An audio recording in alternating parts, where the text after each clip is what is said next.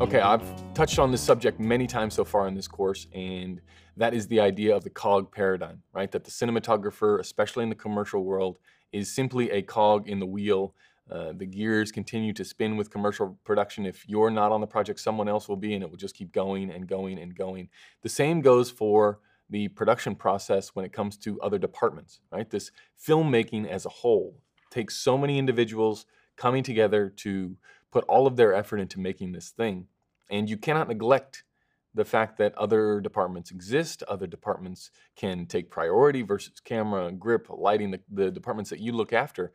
You need to understand that whatever you need to be successful, which is knowledge, you need the opinions of the individuals in charge, you need their decision making, yes or no's on different scenarios that you'll come up with, so different ways that you have to tackle the problems that they're facing.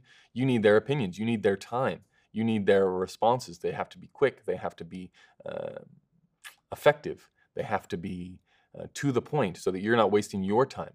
However you like to be treated in pre-production, that's what you need to be thinking for everyone involved. That goes for producers, it goes for other heads of department, it goes for your own key crew members, right? You are a cog in a wheel, and if you just stop your end of the cycle, or if you're neglecting your communication, or if you're not responding to emails, or you're not making yourself available for phone calls, this slows the whole beast down, right? The entire operation slows and grinds, and though it might be difficult for the production producer, director to pinpoint where a project is getting held back or why it's not going very smoothly, rest assured they can tell. Seasoned producers and seasoned directors will know what to expect from individuals. They'll know what a good production looks like. And you, as the leader of the production team, as the person in charge of the crew, it is your responsibility to make sure that these things flow as they should and are as efficient as they should. So really remember in this pre-production process that you are just one part of it.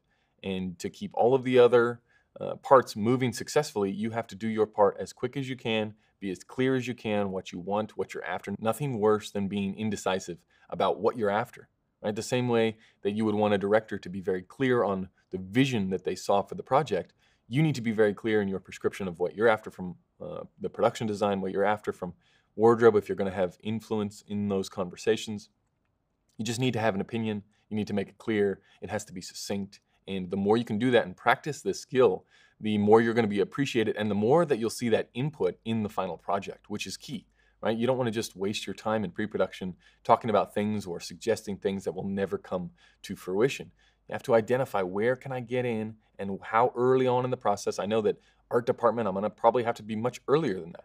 Location stuff, I'm going to have to be even earlier involved in the conversation to make any sort of difference. If we're doing set builds, you got to get in early because you can't suggest things 72 hours out if it's a week-long set build, right? The wheels are already in motion.